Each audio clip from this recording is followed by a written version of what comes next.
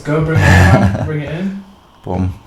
We are back. I feel like we're just firing these out at the moment, aren't we? Yeah. Flying. So this week we've got another special guest, Billy the Kid Pickles from Leeds.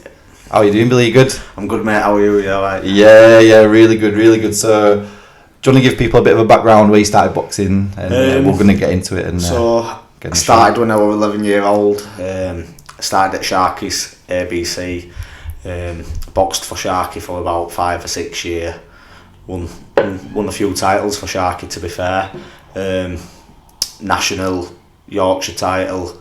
And then I all of a sudden decided to go to Bermondsofts ABC, and I was under Phil Sellers, and I stayed with him for a lot of years. And then I boxed for England a few times and stuff like that, and it was like, what do I do? Do I try and stay amateur? Do I try and win my ABA title? Or do I turn over pro?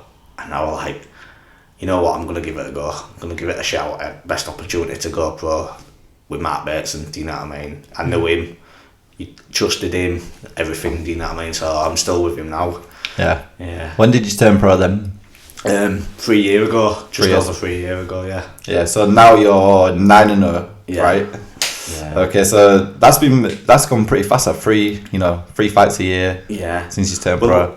I've had a bit of a nightmare. I had a shoulder injury, but then I've had like a couple of pull-outs on the night as well, do you know what I mean? So really? so I'd have probably had 12 fights by now, do you know, if everything had gone to plan, but it is what it is, isn't it? Yeah, that's it. So how did you find it going from amateur to pro? Did people say like, oh, it's really different? And yeah, they said that a lot of people were going on about how small the gloves are compared to the amateur gloves, and obviously you're fighting either 8 ounce or 12 ounce, and I've kind of been on borderline, with my weight category, because after 10-7 the gloves changed to 10 ounce gloves. So I've been at a catch weight fighting at 10-4, 10-5, but sometimes my opponent's been coming in at 10-7, and I'm like, well, we're fighting in 10 ounce gloves or 8 ounce, do you know what I mean? It depends, but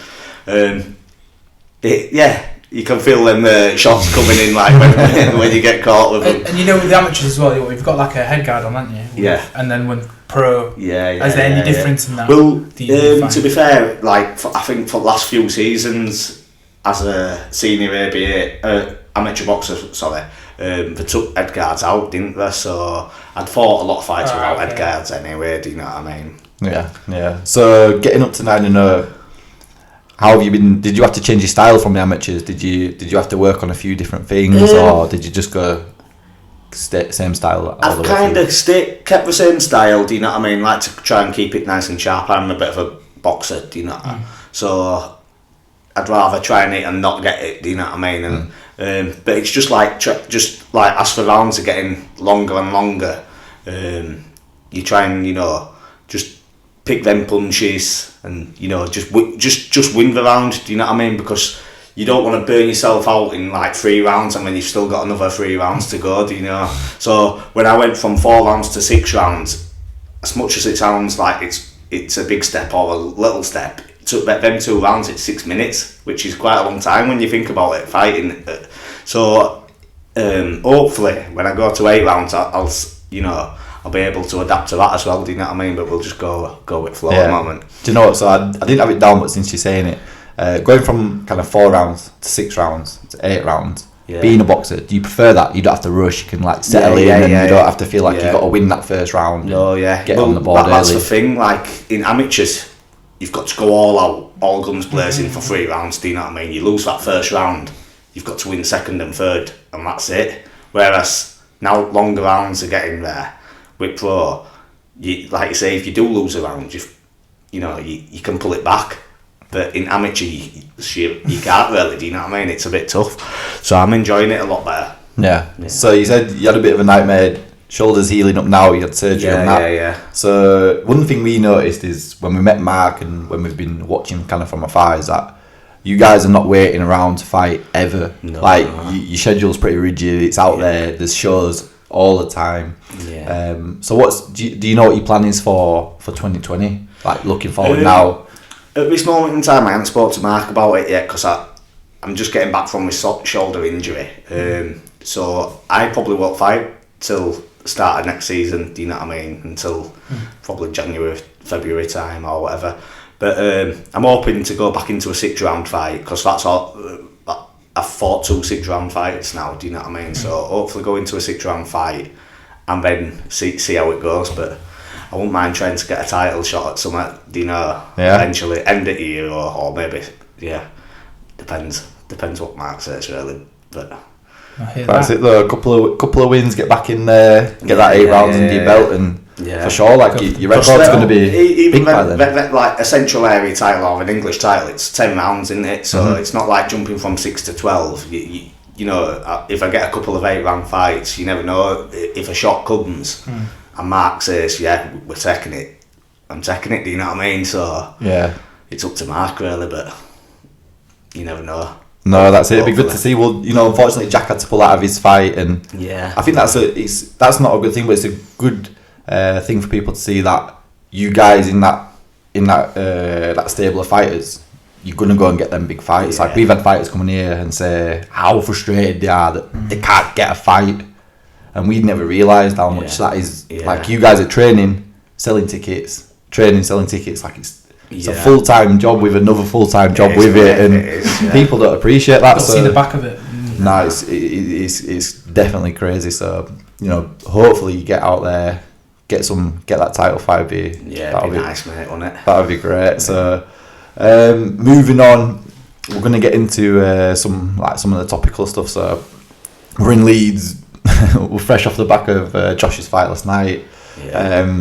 What were your thoughts? Like, is a pretty easy night at the office. Not easy, but it's like a routine. It done his hard work, and that's what it was. It done his hard work in gym, and everything came out on night. Do you know what I mean? He smashed it, and you know, second round knockout, mate. You can't go wrong with that, can you? So, no, exactly. Yeah. So with Josh, a lot of things have been going around at the moment. Is like, what's his next fight? Like, he needs that big fight, and then all of a sudden, bit of a spanner. IBF say if Kid Galahad wins his next fight, he's mandatory again. It's crazy, isn't it? It's I mean, what are your? He wants that unification fight, don't he? Now I think so. That'd be nice if he could get that. But like you say, he don't want to lose his title now. We're not fighting. You know, if that Kid Galahad does get that, and they don't fight him, he'll end up losing the title, or they'll take it off him over. So he might have to. I don't know, but. For me, I don't know. I think it wouldn't even be a bad thing if he had to fight Kid Galahad again, because it was such a close fight. Yeah. I think. Do you know the one thing about Wilder is he's gone back through his back catalogue and said, "I want to fight Ortiz because people were saying that he was beating me until I knocked him out," and then he wants to fight Fury, and I kind of respect that. I think even with a win, go back and go over it, and I think Warrington was fighting the southpaw last night. He looked way more comfortable with it. Yeah. I think, don't go and take that rematch. I would. Yeah. No, but just leave no doubt this time. Yeah. I don't know. What about you? Would you, if that was you, if you were in that position, would you be like, yeah, people thought it was a close fight. Yeah. Go back and get it back on, don't you? You know, prove the doubters wrong again. Do you know what I mean? And that's what Josh has done quite a lot of it. To be fair, I mean, he's proved a lot of people wrong. So he's smashing that pro game at the moment. Do you know what I mean? And he adapted from changing amateur to turning pro very well. You know, them longer rounds is an absolute workhorse, and for 12 rounds, it's frightening. Don't let no one have a rest. So it's tough as well. So you've got to give him that. Yeah. So you were saying, you know, earlier, you're more of a boxer. You go in there with someone like that style. For people that are sat at home, like, how hard is it to deal with someone that's just in your face, 12 rounds, high work rate, maybe not the most technical, but they're there in front of you, you're hitting them, they're still coming forward, and you're like, what's it like? I've had that. Have you had that? Yeah. You know, you've hit them on the chin as hard as you possibly can, mate. Do you know what I mean? They've walked through it, and they just keep coming and coming and coming, and you're thinking, what's going on here? Do you know what I mean? So yeah, it's a tough one, to be fair. You've just got to stick to your game plan, mate, and not get drawn in. Do you know what I mean? And so it is tough. It is tough, Rob. But you know, you already know what's going to be coming. Do you know what I mean? So you've got to get yourself prepped for that. Yeah. No, it's interesting because I remember the first time seeing Josh in big fights, and I was like, how do you put up with that? How do you even live with that? It's just, it'll be constant. Horrendous. Yeah, it's constant. So second one, Jack actually made a pretty big call about Usyk when he was on the podcast before he'd even fought a heavyweight. He said he thinks that Usyk could just rule that division. So obviously he's fresh off the back of his first heavyweight debut last night. Yeah. What are your thoughts on Usyk? I think he's good, mate. I do. I think he's really good, mate. I don't think we've seen best of him yet. Do you know what I mean? So I don't know. I don't know how far he's gonna go. Do you know what I mean? Styles make fights, don't they? And obviously when he steps up, you know, we'll see what he's about. But at the moment, mate, I think he's unreal. Do you know that?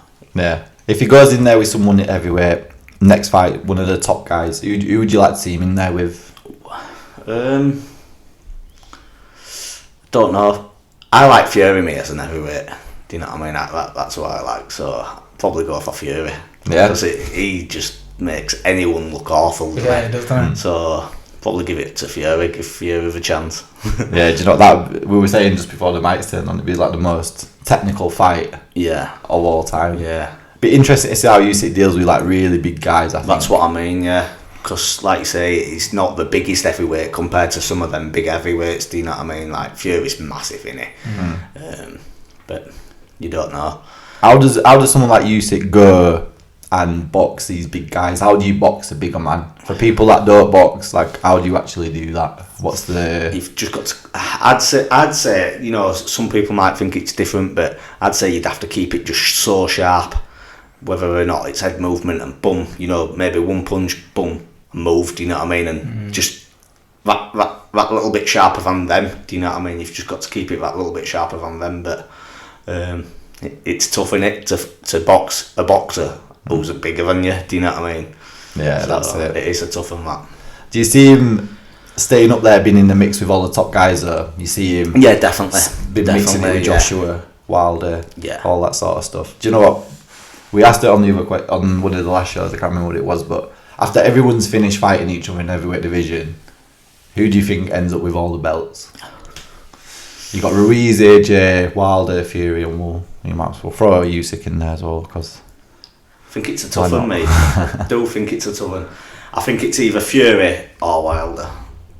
Why? I just think Wilder's power is unreal. Do you know what I mean? I think, you know, because he's not the heaviest heavyweight, is it? Do you know what I mean? I don't know what he comes in at. Is it about 15, 16 stone or something? But some of them pretty light. Yeah, he's a light heavyweight, isn't he, really? Do you know what I mean? Putting down the... He's banging everyone out in there, so...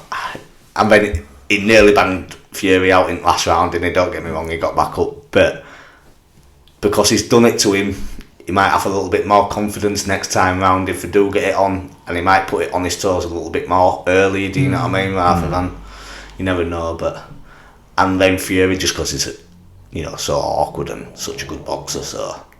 Yeah, I'm looking forward to their rematch there. I am, to be fair, mate. I am. How do you see that one panning out?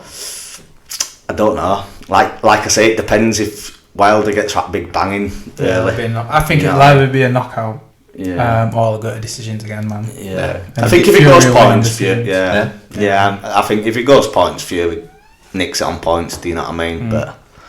If it's a knockout, it's definitely going to be Wilder, isn't it? Yeah, it'd be a bad knockout. There's no easy work with Wilder. If you get clipped, it's... Nah. What's the thing, like, you go in there with someone that's, like, notoriously powerful? Like, would that play on your mind, or would you have to just... Stick to your game plan? Do you have to respect that, or, put it to one side and focus on your game? I think, how does it work? I think you still need to think about it, don't you? Because at the end of the day, if you're not thinking about it, you're not going to think about that punch on night, do you know what I mean? So you've got to keep it in back of your mind. He has got a bang, and if I get drawn into his game plan, I'm going to be on my arse, do you know what I mean? So you need to make sure you're just outboxing him and just don't let him get that shot off, do you know? Keep your head movement, keep your game plan going, and just keep boxing, do you know what I mean? So, but it's hard, isn't it, to stick to your game plan when someone's trying to put it on your toes like that, do you know what I mean? Because it does come wild, doesn't it? Yeah, big time. Like, the punches coming from like outer space, aren't they? The arms are so long and fucking hell, I'd be I don't even want to think about it. So Fury, like, it's kind of a nice little link to this. So Fury's going to be in WWE. Have you heard about that? Yeah, I've seen that. What are your thoughts on that? You're shaking your head. I don't know, mate. I don't really know what that's about, me, to be fair. Is it a money-making scheme? Do you know what I mean? Or has he had that doubt with Wilder, with him putting him on deck? I don't know, mate. I don't really know what it's about, to be fair. I actually don't, but...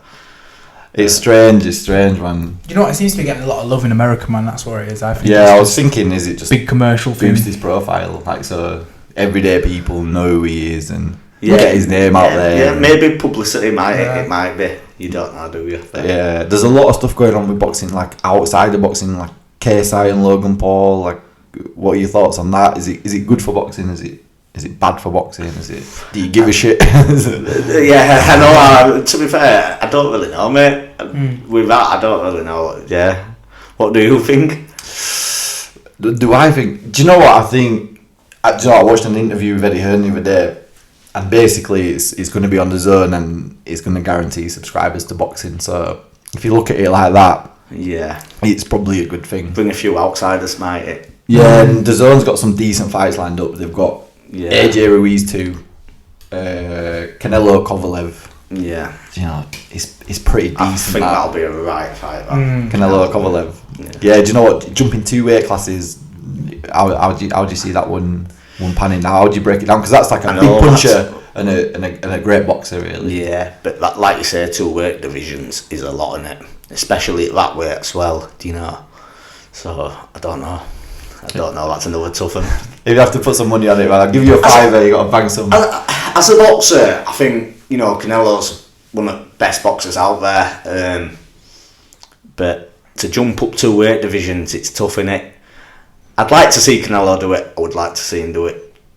So I'm gonna go with Canelo just because I want him to win. Do you know what I mean? But like I say, it's a tough one to jump up 2 weights and then win at world level as well. Do you know what I mean? Yeah. Have you ever boxed or sparred anyone? Yeah, probably not boxed, but sparred. Have you ever sparred anyone that's a couple of weight higher than you? What's that like?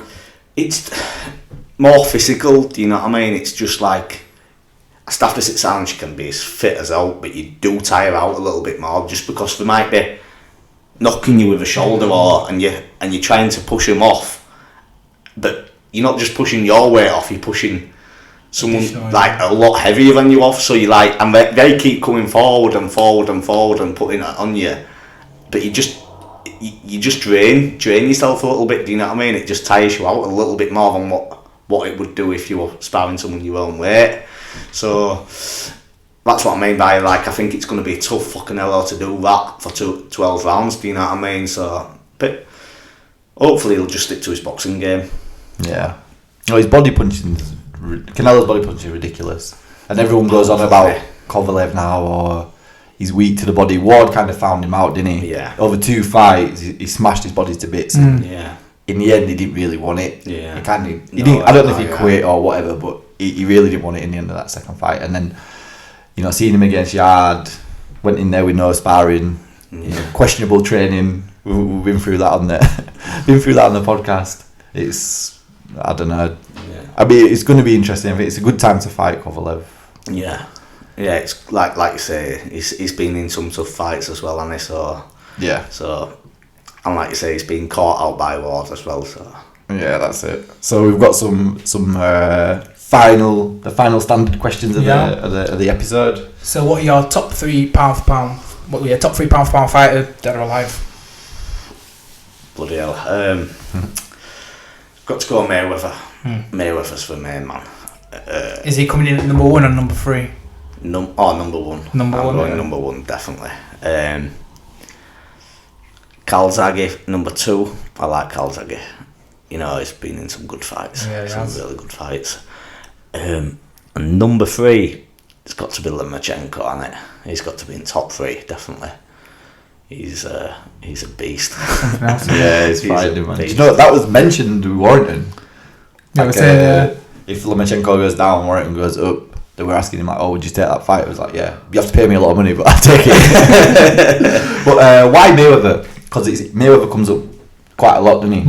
He's come up, 2 or 3 times now. What is it about Mayweather that's makes him number one? For me, he's number one. You just can't hit him. no one gets him, do we?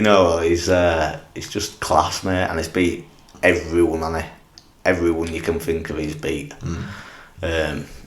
So, like I say, mate, he was 50 and odd, you know what I mean? People, every fight will go, no, he won't beat so-and-so, he won't beat this, he won't beat that, and he's beat them all, so... Yeah, his work rate and ethic must be through the roof, man. Something else. He's crazy. He's like the thing, like, if you wanted to show a kid how to box, I think you show Mayweather. Like, you don't want to get hit. You say, like, hit and don't get hit. If I was to box, I would want to be defensively perfect or as good as I can be, rather than... Like, I want to take them. Yeah, I'd rather not be banging and slugging and all that. I don't want to be like Dave Allen, like just getting whacked and whacked ones to take one to give one, and my brain's just fucked. Like, just give me a break, man. Get me out of the way of them punches for sure. Yeah, that. Second question. So, if you could lay out any celebrity, who would it be? It's the best question, man. I love people's reactions. I don't know. We can go for some answers. Tell you who we've had. We've had Kevin Hart. Who said Kevin Hart? Mick Learmont versus Kevin Hart. Darren Tetley said The Rock. The Rock.